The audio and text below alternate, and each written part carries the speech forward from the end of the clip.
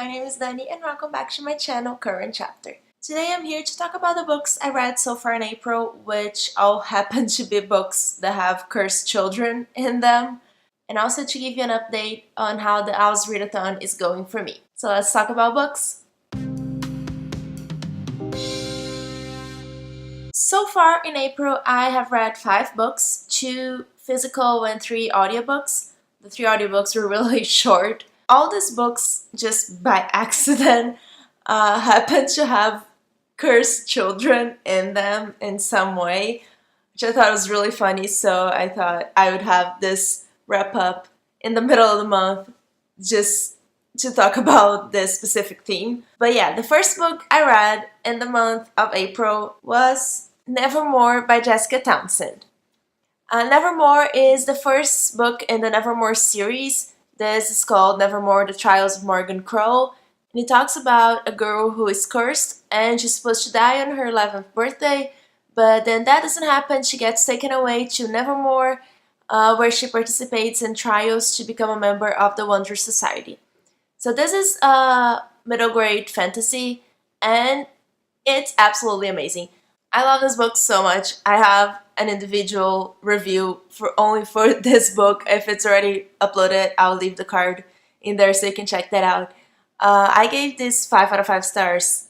Absolutely loved it. It's so whimsical, so nonsensical. I love the humor in it. I loved everything about it. I love the characters. I love the world. I loved how exciting and intriguing the plot is. Had so much fun reading this book. The second physical book I read in the month of April was The Hazelwood by Melissa Albert. This is not necessarily about a cursed child, but it's about a girl who has bad luck following her and her mom their entire lives. And her name is Alice. She never settles anywhere with her mom. They're always traveling around the country.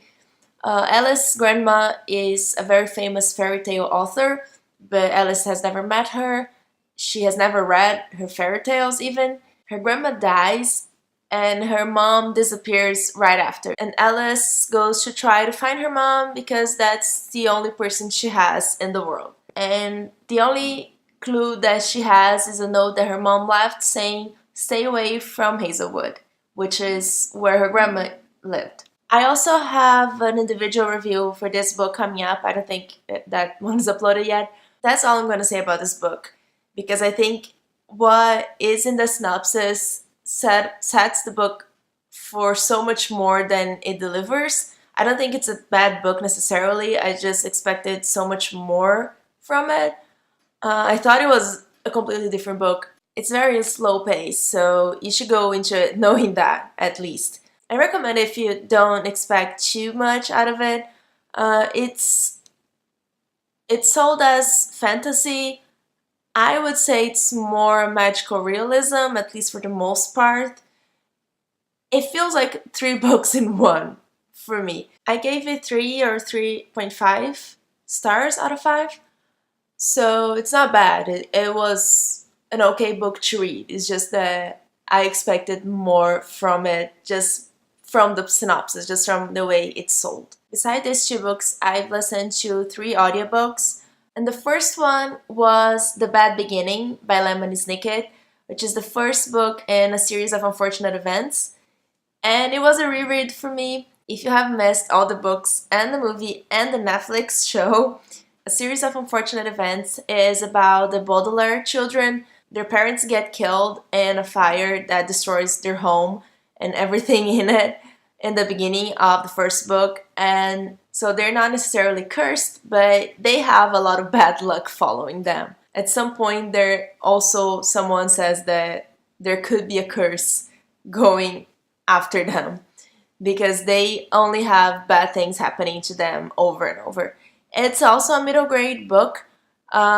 I don't know which genre it is. I looked on Goodreads and apparently people categorize it as gothic, so it's a gothic middle grade book, which sounds good to me. So in each book they go live with a different person that is supposed to be taking care of them, but there's this villain who's called Count Olaf, and he's after their fortune because they're very, very rich. And it's so much fun.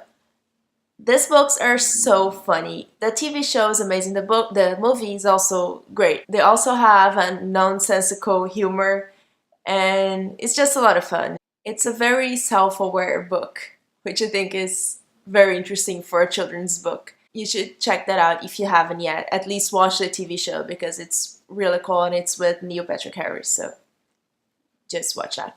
I also listened to the second one in the series, which is called the Reptile Room, and I am listening to the third one now, which is The Wide Window, but I haven't finished that yet. And the last book I finished so far in April was The Sleeper and the Spindle by Neil Gaiman. It's a very short book. It's like an hour, the audiobook. I listened to it so fast. And it's a retelling of Sleeping Beauty and Snow White. Hi, I forgot to say when I filmed that the Spinner and Spindle has a cursed child because it's about Sleeping Beauty and she was cursed by a witch when she was born or in her first birthday. But yeah, that's why it got in this category for this video. Let's go back there. The physical copy has like 72 pages, so there's not a lot to tell without giving out spoilers. It's a very different take on those fairy tales, and I really loved it. So I picked it just because I wanted something short to read for the Ancient Runes prompt for the Owl's Readathon. And between last month reading all those fairy tales and reading Hazelwood now, I was really sick of fairy tales. I didn't want to read any retelling. I tried Cinder that I mentioned on my TBR. I couldn't get into it. So I want something short and easy. So I picked that. I didn't know much about it. And I was pleasantly surprised. It was a lot of fun. It was also good it was short because right now for me I needed something short in the fairy tale area. But I really recommend it if you want to read a fresh new take on a fairy tale. Or on two fairy tales in this case. It was really fun. Also, apparently the book is illustrated and the illustrations are really amazing, so check that out if you have the opportunity to get the physical book. But the audiobook is really cool. It's also full cast and it's amazing. I recommend that. And those are all the books I read so far in the month of April. I have my Goodreads link in the description if you want to check more in-depth reviews for any of those, but either way you can just ask me in the comments and we can talk about them. So now I want to give you some update on how the Owl's Readathon is going for me. For the career that I chose, which was Magicologist, I had to read 4 books.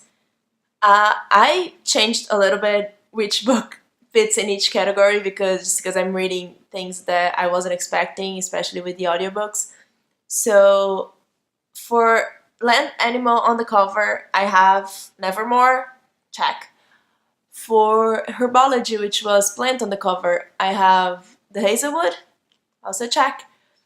And then I needed a sequel, which for now at least I'm counting the Reptile Room from a series of unfortunate events, although if I can't read another sequel this month, I want to count the Reptile Room for Defense Against the Dark Arts, which is a book that starts with an R. Because that's harder for me to find, so I could count that. And for my career, I would just be missing an adult title for Charms. And right now, I got from my library the ebook for Daisy Jones and the Six, and I'm flying through it. I am loving it so much, and I will finish that, so that will be the one for an adult work, for sure. I'm going to finish that book, because I'm over 50% of it already. And that's it for my career. So other than that, The Sleeper and the Spindle will count for retelling for Ancient Runes, and The Bad Beginning will count for History of Magic, which is a book that's at least 10 years old, because that's from 1999, if I'm not mistaken. And I also started Lemony at the same time as I started Daisy Jones and the Six, because I thought reading on my phone the ebook would be too hard for me and I wouldn't get too into it when I was wrong. So I'm just reading Daisy Jones now when Lemony is kind of sitting on my nightstand, and I will read that after I finish Daisy Jones probably. But that will count for Divination, which is a book set in the future. So I got a bunch of new books that I didn't haul yet for you guys, but I did get Stargirl, which if I can get to it will count for Star in the title. and that's the prompt for astronomy. It's very short, so I think I could get to it. And that's it for now. I don't know if I'm going to get to all the books that I had on my TBR. I mean, I'm sure I'm not going to get all the books that I had on my TBR. But my dad's coming to visit next week, and he's going to be here for a whole week, which I'm super excited about, but which also means I'm not gonna have as much time to read as I have right now.